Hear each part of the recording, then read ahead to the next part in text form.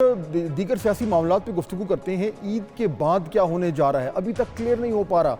कल एक बड़ा हैरान कुन बयान जो है वो सेनेटर कामरान मुर्तज़ा ने दिया जब वो कल इसी प्रोग्राम में मेरे से बात कर रहे थे और मैंने पूछा कि आप की किस तरीके से हुकूमत से इंगेजमेंट चल रही है, क्योंकि जब मौलाना साहब ने जो है वो नेशनल सिक्योरिटी कमेटी की मीटिंग में हिस्सा लिया तो गवर्नमेंट के लिए, इस्टेब्लिशमेंट के लिए एक बड़ी बात थी कि वो एक तरीके से अपना हिस्सा जो है वो डाल रहे हैं। तो मेरा तो ख्याल था कि बड़ी ज़बरदस्त उसके बाद इंगेजमेंट होगी, बड़ा फॉलोअप होगा, लेकिन कामरान मुर्तज़ा साहब कहते हैं कि उसके बाद से टोटल खामोशी है, गवर्नमेंट की तरफ से कुछ भी नहीं हुआ। और दूसरी तरफ पाकिस्तान तहरीक इंसाफ के हवाले से भी कोई मामलात अभी तक तो क्लियर नहीं हो पा रहे कि वो मौलाना साहब को किस तरीके से अपने साथ मिलाना चाह रहे हैं। तो क्या ये सियासी इनकॉम्पिटेंस है जो हमें दोनों तरफ से नज़र आ रही है, और ईद के बाद फिर होने क्या जा रहा है। दो बहुत ही मोहतरम मेरे कॉलीग्स मुझे ज्वाइन कर रहे हैं, जनाब नसरुल्लाह मलिक साहब और जनाब शौकत पिराचा साहब, आप दोनों का बहुत शुक्रिया। मलिक साहब, बात अगर मैं आपसे शुरू करूँ, अब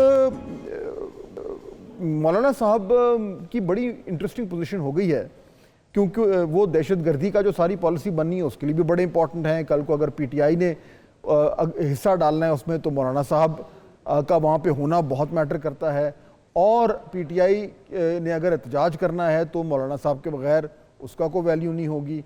तो क्या वजह है कि दोनों तरफ से हमें ये एक तरीके से एक नलायकी का मुजाहरा होते नजर आ रहा है? शुक्रिया फाज साहब। देखिए, पहली बात तो ये है कि हुकूमत कुछ ऐसी चीज़ों में उलझी हुई है, खासतौर पर अगर आप बलूचिस्तान की सूरत हाल देखें, फिर खैबर पख्तूनख्वा की। एक तो ये लॉजिक दी जाती है कि कुछ हवाले से स्ट्रेटजी, पॉलिसी, टारगेटेड ऑपरेशन जारी हैं, और दूसरी तरफ जो है वो पाकिस्तान तहरीक इंसाफ ईद के बाद एहतजाज का इंदिया दे रही है। ये बात आपकी दुरुस्त है, कहीं ना कहीं हुकूमत के यहाँ सुस्ती भी पाई जाती है, लेकिन पीटीआई का मामला थोड़ा सा मुख्तलिफ है। पीटीआई ने काफी कोशिश की कि मौलाना फजल रहमान साहब को वो अपने साथ ऑन बोर्ड करें और ऑन बोर्ड करके एहतजाज में उनको अपने साथ मिला लें, लेकिन पीटीआई के अंदर जो सबसे बड़ा इशू ये है कि वो खैबर पख्तूनख्वा की उनकी हुकूमत है। खैबर पख्तूनख्वा की हुकूमत नहीं चाहती कि मौलाना फजल रहमान को इतना वेट मिल जाए या पाकिस्तान तहरीक इंसाफ के साथ कोई ऐसा इत्तेहाद बन जाए जिसके नतीजे में आने वाले जो इंतखाबात हैं उसमें मौलाना फजल रहमान जो है वो अपना हिस्सा या अपनी पोजीशन पीटीआई से लेने में कामयाब हो जाएं।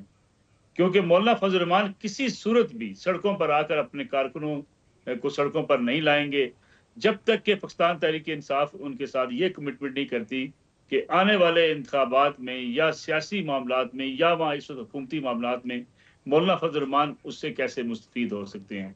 अब जो अली मीर गंडापुर साहब कहीं ना कहीं बयान दे देते हैं, कह भी देते हैं जी कि मैं टेररिज्म को संभाल लूंगा, ना अली मीर गंडापुर साहब संभाल सकते हैं, ना उनका कोई इम्पैक्ट है, ना उनकी कोई हैसियत है कि वो दहशतगर्दी और तालिबान जैसे मामला को हैंडल कर सकें। एक्चुअली वो मौलाना फजल रहमान को नाराज करना चाहते हैं। तो मेरा ख्याल है मौलाना फजल रहमान इतनी जल्दी ना हुकूमत के काबू आने वाले हैं, ना पाकिस्तान तहरीक इंसाफ के काबू आने वाले हैं। मलिक साहब, इसमें तो फिर इसका मतलब तो ये हुआ कि एक शख्स के पीछे, चाहे वो शख्स इस वक्त मौजूदा वजीर आला हो, उसके पीछे जो है वो मौलाना फजल रहमान के साथ जो मुमकिन तौर पर इत्तेहाद हो सकता है वो दाव पे लगा हुआ है। यही वजह है या इसके अलावा भी कोई वजह हो सकती है? और मौलाना साहब क्या मांग सकते हैं जो पीटीआई उनको दे देगी? कोई शख्सियत पीटीआई के पास ऐसी नहीं है कि जो मौलाना को कायल कर सके।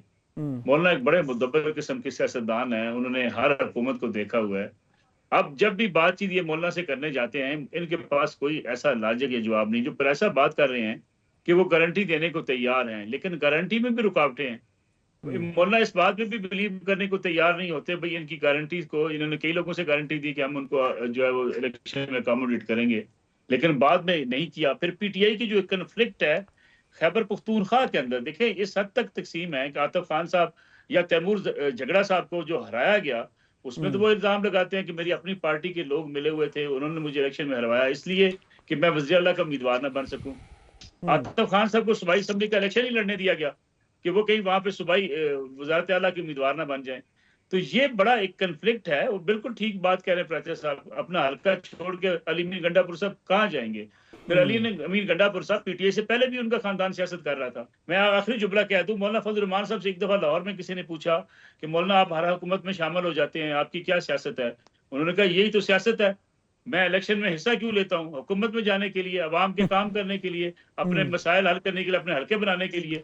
नाज़रीन, ब्रेक का वक्त हो रहा है। दोनों मेहमान हमारे साथ मौजूद हैं, चंद और अहम सियासी मामलों पर गुफ्तगू करेंगे इस ब्रेक के बाद। मलिक साहब, इसमें एक दूसरी तरफ से जो आर्ग्यूमेंट सुनने को मिलता है सरकार की तरफ से, वो ये है कि जी बिल्कुल ठीक है, हमें सियासी तौर पर जो है वो कुछ ना कुछ आउटरीच करना चाहिए, लेकिन पहले जो है हमने ये जो दहशतगर्द हैं इनकी जो एबिलिटी है हमारी सरजमीन पर आकर और हमले करना, पहले उसको डिग्रेड करना है, पहले उनको कमज़ोर करना है, पहले अपना जो अपर हैंड लेना है और फिर उसके बाद हम सियासी मुज़ाकरात में जाएंगे।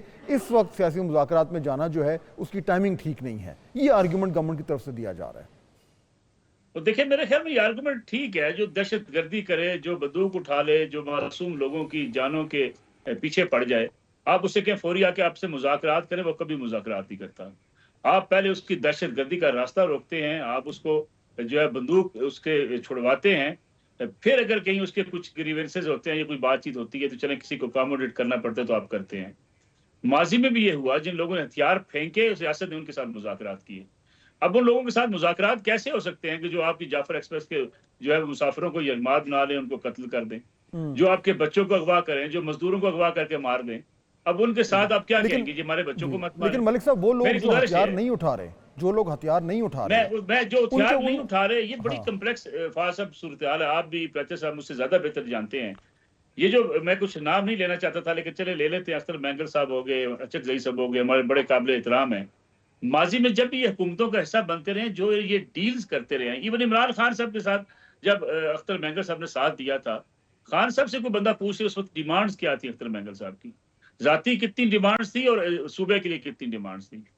यही सूरत हाल अचक जई साहब के हवाले से भी है कि उनकी क्या डिमांड्स थी। गवर्नरशिप किसने लेनी है, वजारत किसने लेनी है, स्पीकरशिप किसने लेनी है। भाई आप इत्तेहाद में जाते हुए तो ये बात नहीं करते कि हमें स्कूल चाहिए, हमें वहां पे हॉस्पिटल चाहिए, हमें वहां पे बेरोजगारी चाहिए, हमें जो है हमारे खिलाफ ऑपरेशन ना हो। यानी ये बात आपकी सानवी हैसियत की होती है, आपकी जाती जो मुतालबात होते हैं वो प्रायोरिटी पे होते हैं। इसलिए ये जो सियासी आवाजें होती हैं, इनको अगर आप इस एंगल से देखेंगे कि अपने मुफादात, अपने वेस्ट इंटरेस्ट कितने हैं, तो फिर आपको सही सूरत हाल का अंदाजा होगा। बदकिस्मती से अनफॉर्चुनेटली पाकिस्तान के अंदर इन सियासी रहनुमाओं को इस बात का एहसास नहीं है कि इनके अपने वेस्टर्न इंटरेस्ट की वजह से पाकिस्तान का अमन, पाकिस्तान को नुकसान पहुंचता है, गरीब आदमी की जान जाती है।